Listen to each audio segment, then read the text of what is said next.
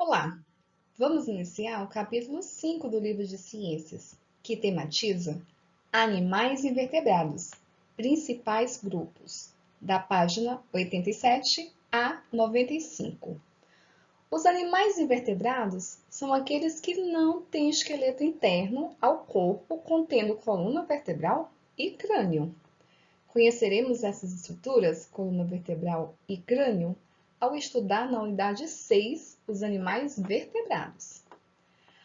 Há muitos tipos de invertebrados, desde organismos que vivem em ambiente exclusivamente aquático e permanecem fixos no fundo do mar, até as mais variadas formas de insetos que habitam o planeta. Neste capítulo, estudaremos os principais grupos de invertebrados, que são poríferos, anelídeos, quinidários, moluscos, plateumintos, artrópodes, nematóideos e equinodermos. Para este vídeo, nós iremos tratar de apenas 4: poríferos, quinidários, plateumintos e nematóideos. Poríferos.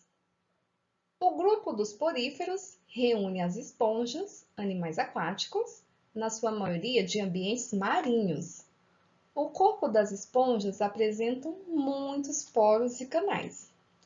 Dentro dos canais, encontramos células que apresentam flagelo, uma estrutura semelhante a um chicote.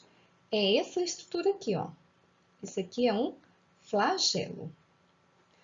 O movimento incessante dos flagelos faz a água dos arredores penetrar nos poros da esponja e sair por uma abertura maior que existe na parte superior do corpo.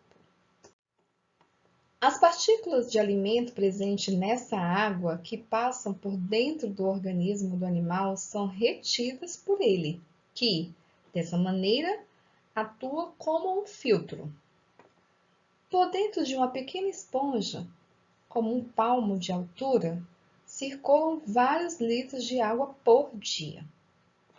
São conhecidas cerca de 8.000 espécies diferentes de esponjas. Algumas delas foram usadas como esponjas para banho e limpeza. Para tais usos, elas foram substituídas, já há muitos anos, pelas esponjas artificiais, ou esponjas ou espumas sintéticas, produzidas pelas indústrias químicas a partir do petróleo. Então, aqui nós temos duas imagens de esponja. Uma que é a esponja barril, que é esta daqui, e essa aqui é a esponja tubular, ok? Vocês lembram do Bob Esponja? Bem estiloso Bob Esponja, hein? Com esse movimento. Então, o Bob Esponja, ele é um porífero, ele é uma esponja. Um porífero, ok? Então, olha só, aqui a gente tem uma imagem para a gente entender a anatomia de uma esponja. Então, esse aqui é o corpo de uma esponja, que vai ter em média aí de altura 20 centímetros. E aí a gente vai ter essa abertura superior, por onde sai a água.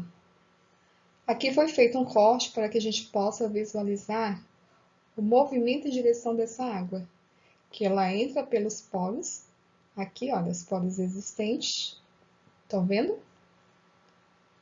Do corpo do animal. Então, é por aqui que entra a água, e aí sai por essa abertura superior, ok? Aqui nessa estrutura a gente vai encontrar o quê? Essa estrutura aqui, que são células de revestimento externo, estas aqui. Aqui é o poro para a entrada de água, esta daqui. E essa pequena estrutura ampliada a gente consegue visualizar assim. Essa aqui é uma célula de revestimento da cavidade interna, que tem aqui o seu núcleo da célula. Essa aqui é a célula, essa célula aqui, ela vai aprisionar partículas de alimentos presentes na água. E esse aqui é o flagelo, que é a estrutura que se movimenta e impulsiona a água para cima. Essa água aqui, ó, vai para cima por conta do movimento do flagelo.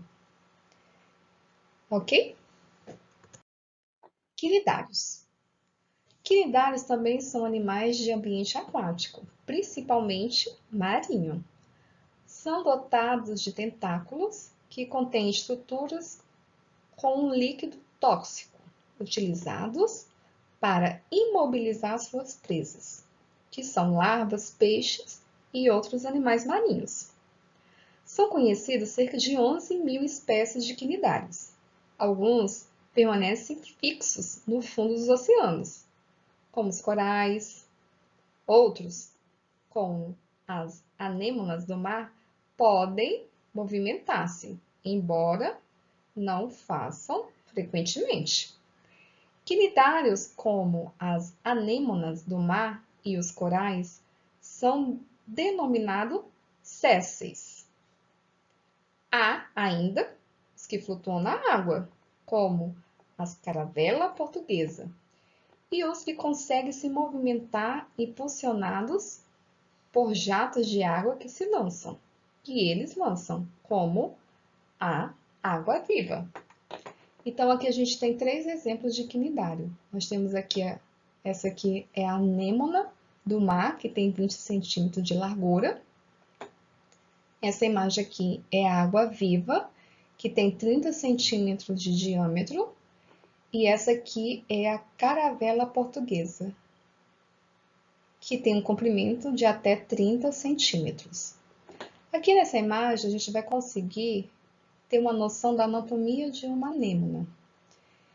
Então, aqui, olha, nessa estrutura aqui, é a abertura oral, por onde entram as presas capturadas e saem os restos não digeridos. Esses aqui são os tentáculos, vários tentáculos. Aqui a gente tem um corte, né, que foi feito para a visualização desta cavidade que chama de duto. Duto que conduz uma cavidade onde o alimento é digerido e absorvido. Nessa pequena estrutura aqui, ampliada, a gente tem essa imagem, a qual podemos observar a célula do revestimento externo. E nessa pequena estrutura a gente tem um quinidócito, que é uma célula urticante, que contém um filamento que pode ferir ou paralisar presas e também causar lesões em humanos e em outros grandes animais que não servem para presas ou para ser presas.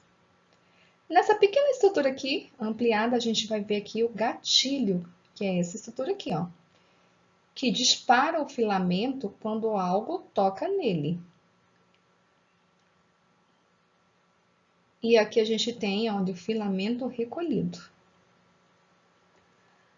Ampliando a estrutura do gatilho, a gente vai ver aqui de forma mais ampliada. Esse aqui, ó, é o filamento disparado. Tá vendo? Aqui nós temos o gatilho e temos o filamento recolhido. E aqui é quando ele é disparado. Qualquer coisa que toca nele, ele dispara. Tá vendo? Essa parte que estava aqui toda recolhida, ela sai. Então, aqui a gente tem um filamento disparado. E esse filamento pode ser perigoso, porque ele é pegajoso e perfurante, e também contém líquido tóxico. Os plateumintos. A palavra verme é usada de modo popular para indicar animais que têm o corpo mole, fino, comprido e sem perna. Há alguns vermes de corpo achatado, outros de corpo cilíndrico e outros que têm o corpo segmentado, ou seja, formado por segmentos, que são pedacinhos que são facilmente perceptíveis. Os vermes de corpo achatado são chamados pelos cientistas de plateumintos. Nesse grupo estão a tênia, que parasita o intestino humano e provoca a teníase, e o esquitossomo, que também é parasita humano e causa a esquistossomose. Mas nem todos os plateumintos são parasitas. A planária, por exemplo, é de vida livre. Os cientistas conhecem cerca de 15.000 espécies de plateumintos. Então, aqui nós temos duas imagens que exemplificam os plateumintos. Esse aqui é a planária e ela tem em torno de 6 centímetros de comprimento. Aqui nós temos o esquistossomos, macho e fêmea, em processo de acoplação. O macho é menor, porque ele só tem 1 centímetro, tá, de comprimento, e a fêmea ela tem 1,5 centímetros de comprimento. Então, o macho, ele aloja no interior do corpo do macho. Fêmea alojada no interior do corpo do macho. É isso que demonstra aqui essa imagem. Ok. Aqui a gente pode visualizar a noção da anatomia de uma planária. Então, vamos estudar e vamos verificar quais são as suas estruturas. A planária ela tem um comprimento de em torno de 4 centímetros. Então, vamos lá. Essa estrutura aqui, ó, é o intestino ramificado. Conseguem ver? Intestino ramificado. Aqui nessa porção nós temos a faringe,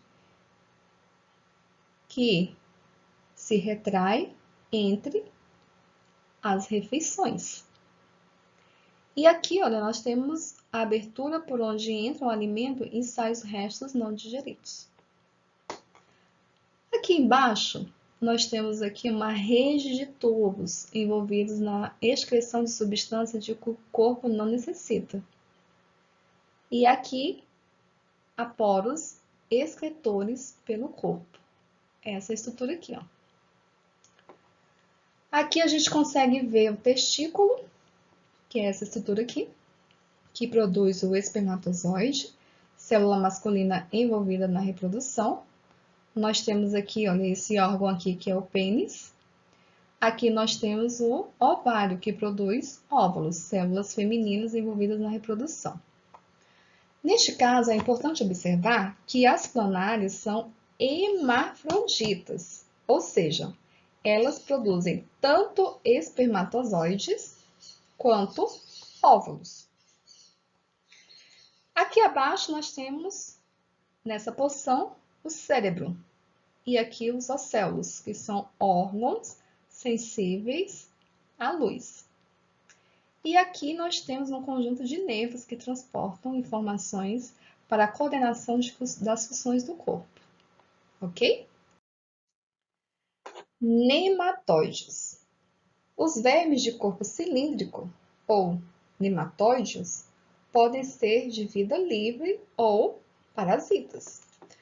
Numa única colher de terra de jardim, podem ser encontrados mais de 10.000 desses organismos, que se alimentam de matéria orgânica presente no solo. Como exemplos de parasitas desse tipo, temos o bicho geográfico, a lombriga e o ancilóstomo, causador do amarelão. Já foram descobertas aproximadamente 20.000 espécies de nematóides. Então, aqui a gente tem 3 exemplos de nematóides. Aqui nós temos o ancilóstomo, que tem em torno 1 centímetro de comprimento. A gente tem aqui a lombriga, esse caso é a lombriga fêmea, que tem 16 centímetros de comprimento. E aqui a gente tem o nematóide sobre a madeira em decomposição. E ele tem em torno de 2 milímetros de comprimento, ele é muito pequeno. Aqui a gente vai conseguir visualizar a anatomia de uma lombriga macho. Então, a gente vai ter aqui a boca, que é essa estrutura aqui. A faringe, que vai aqui, ó, nessa porção. Mais adiante, a gente tem aqui os testículos, que é essa estrutura aqui, que produz o espermatozoide. A gente tem aqui, ó, o intestino, que termina aqui nessa porção que é o ânus. E nós temos aqui, olha, nessa estrutura aqui, um poro genital, onde permite a saída dos espermatozoides. Aqui nós temos as espículas, que são estruturas que auxiliam na fixação à fêmea para a transferência dos espermatozoides. E aqui nós temos aqui nessa porção um poro excretor, ok?